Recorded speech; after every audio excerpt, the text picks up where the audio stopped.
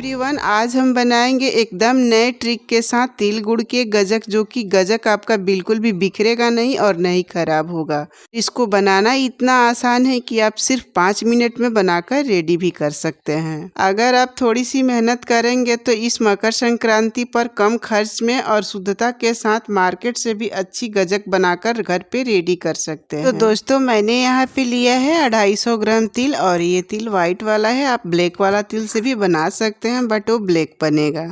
तो दोस्तों, जब भी आप तिल लेने जाइएगा तो देखकर अच्छी क्वालिटी लीजिएगा, क्योंकि तिल के अंदर भी बहुत सारे कंकड़ रहते हैं। तो अब हम क्या करेंगे, एक प्लेट लेंगे और छन्नी रखकर तिल को छान लेंगे, क्योंकि छानने से ये होता है कि तिल के अंदर जो भी डस्ट वगैरह है वो निकल जाता है और तिल क्लीन हो जाता है। तो यहाँ पे मैंने लिया है 200 ग्राम जितना गुड़, क्योंकि इसके अंदर हमें 4 चम्मच चीनी भी ऐड करना है। तो ये लगभग 250 ग्राम जितना हो जाएगा। क्योंकि हमने 250 ग्राम जितना तिल लिया है तो उतना ही क्वांटिटी में हमें गुड़ और चीनी को मिक्स करके ले लेना है। तो अब हम क्या करेंगे, चाकू के हेल्प से गुड़ को छोटे छोटे पीसेस में काट लेंगे, तो ये बहुत ही जल्दी मेल्ट हो जाएगा। तो यहाँ पे दोस्तों, मैंने गुड़ को बारीक काट कर रेडी कर लिया है। तो अब आइए इसका सारा इंग्रेडिएंट देख लेते हैं। अब यहाँ पर मैंने लिया है 250 ग्राम जितना तीली, और 4 चम्मच मैंने लिया है शुगर, और 10 से 15 मैंने पिस्ता के दाने ले लिया है।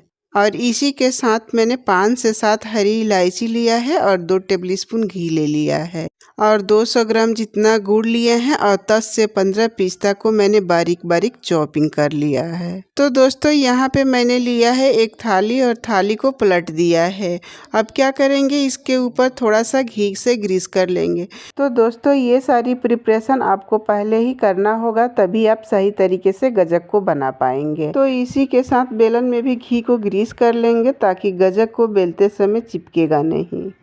यहाँ पे मैंने जो इलायची लिया था उसको कूटनी के अंदर डाल देंगे, और उसको एकदम बारीक कूट लेंगे। अब क्या करेंगे, इलायची का जो छिलका रहेगा उसको हम हटा देंगे, और बीज को गजक के अंदर डाल देंगे।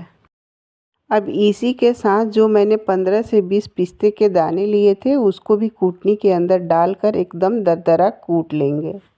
तो दोस्तों, ये सारी तैयारी तो लगभग हो गया है। अब हम चलते हैं दूसरे प्रोसेस में। तो यहाँ पे मैंने एक कढ़ाई लिया है, और कढ़ाई के अंदर मैंने सारे तिल को डाल दिया है। तो अब आप इसको मीडियम टू लो आंच पर कलछी के हेल्प से चलाते हुए भून लीजिए। और जब ये तिल अच्छे से फूल जाए तो इसके अंदर से हल्का चटचटाहट की आवाज़ आती है, तो समझिए कि ये तिल भून गया है। तो तुरंत इसको आप प्लेट में निकाल लीजिए, नहीं तो बड़े ही जल्दी ये जल जाते हैं। तो यहाँ पे मैंने तिल को भून कर रेडी कर लिया है, और लो आंच पर इसको भूने हैं तो इसका कलर बिल्कुल भी चेंज नहीं हुआ है, एकदम वाइट की वाइट ही रह गया है। तो अब इस तिल को हमें पीसना है। तो लेंगे एक मिक्सर जार, और मिक्सर जार के अंदर सारे तिल को डाल देंगे।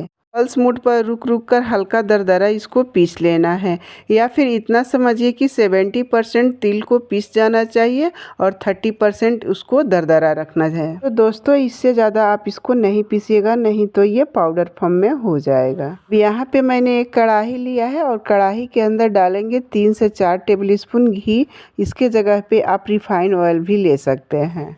अब इसी के साथ मैंने जो गुड़ लिया था उसको भी कढ़ाई के अंदर डाल देंगे, और जो चीनी लिए थे उसको भी डाल देंगे। अब इसमें चाय पीने वाले कप से 1 कप पानी डालकर इसको मीडियम टू लो आंच पे धीरे धीरे पकाएंगे। तो दोस्तों, यहाँ पे गुड़ मेल्ट होकर के एकदम झाग के फॉर्म में हो गया है, आप देख सकते हैं। तो यहाँ पे आपको आँच को एकदम कम रखना होगा, क्योंकि इसके अंदर हमने पानी की क्वांटिटी बहुत ही कम डाला है, तो ये बड़े ही आसानी से जल जाते हैं। तो आप इसको कंटिन्यू चलाते रहिए, और चारों तरफ के एजेज को साफ़ करते रहिएगा, तो ये पकड़ेंगे नहीं। तो यहाँ पे मैं आपको चाशनी को चेक करने के लिए 2 तरीका बताऊंगी।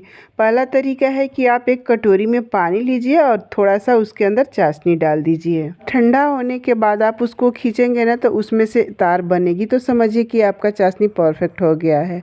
दूसरा ट्रिक यह है कि आप अपने हाथ से कलछी पे लगे हुए चाशनी को हाथ से टच करके और लंबा खींचेंगे तो बहुत ही बड़ी उसमें से तार बनेगी। तो समझिएगा कि आपका चाशनी परफेक्ट बनकर रेडी हो गया है।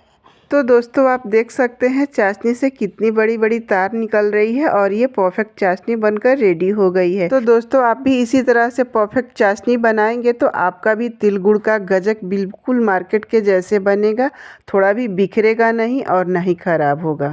तो अब हम इसके अंदर कूटे हुए इलायची को भी डाल दिए हैं और जो मैंने तिल को मिक्सर जार में चलाया था उसको भी इसके अंदर डालकर अच्छे से मिक्स करेंगे और गैस को ऑफ कर देंगे। तो दोस्तों ये सारे काम आपको फटाफट जल्दी करना होगा क्योंकि ये जो चाशनी है ना ये बहुत ही जल्दी ठंडी पड़ जाती है।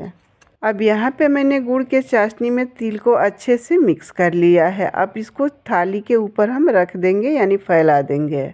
अब ये मिश्रण बहुत ही ज़्यादा गर्म है तो हम हाथ से टच नहीं कर पाएंगे, तो कलछी के हेल्प से इसको अलट पलट कर अच्छे से चिकना कर लेंगे। जैसे कि हम लोग बर्फ़ी बनाते हैं ना, चिकना करते हैं, सेम उसी प्रोसेस से इसको चिकना कर लेंगे तो ये बिल्कुल माउथ मेल्टिंग बनेगा। तो दोस्तों आप ये प्रोसेस करेंगे ना तो जो गजक बनेगा एकदम सॉफ्ट और माउथ मेल्टिंग बनेगा। कट कट जो करता है ना वैसे नहीं बनेगा। जिसके पास दांत नहीं रहेगा वो भी बड़े आराम से इसको खा सकते हैं, स्वाद ले सकते हैं। अब ये कुछ हद तक ठंडा हो गया है तो इसके ऊपर बटर पेपर लगा के बेलन से बेल देंगे चारों तरफ गोलाकार में। अगर आपके पास बटर पेपर नहीं है तो कोई इशू नहीं है, आप इस पर पॉलीथीन लगाकर भी बड़े आराम से बेल सकते हैं। अब इसके ऊपर 1 चम्मच जितना तिल को स्प्रिंकल कर देंगे और जो मैंने पिस्ता काट कर रखा था और कूट के रखा था उसको भी इसके ऊपर लगा देंगे और बेलन से दबाते हुए सेट कर देंगे ताकि ये और भी ज़्यादा देखने में सुंदर लगेगा और आपको लगेगा ही नहीं कि ये आपने घर पे बनाया है, एकदम मार्केट से खरीद कर लाए हैं, सेम उसी तरीके से आपको दिखेगा। क्योंकि इसको हमने एकदम हलवाई के ट्रिक से बनाया है, लेकिन आप खाएंगे तो ये मार्केट से कई गुना ज़्यादा टेस्टी लगेगा। तो ये अभी हल्का गर्म है तो इसके ऊपर हम क्या करेंगे, चाकू के हेल्प से कट लगा देंगे तो बड़े ही आसानी से इसके पीस अलग अलग हो जाएंगे। अगर ये बिल्कुल भी ठंडा हो जाएगा तो आप इस पे कट लगाएंगे ना तो थोड़ा पीस इधर उधर टूट जाता है, एकदम क्लीन नहीं निकलता है। तो दोस्तों इस मकर संक्रांति के अवसर पे ज़रूर तिल गुड़ के गजक बनाइए और इसी तरीके के नए नए रेसिपी देखने के लिए अभी तक आपने मेरे चैनल को सब्सक्राइब नहीं किया है तो प्लीज़ अभी कर लीजिए और नोटिफिकेशन को ऑल पर सेलेक्ट कर लीजिए ताकि मेरी हर नई रेसिपी की नोटिफिकेशन सबसे पहले आपके पास जाएगा। और आप देख सकते हैं दोस्तों कितना अच्छा से इसका सारे पीसेस क्लीन निकल रहा है, बिल्कुल भी टूट नहीं रहा है।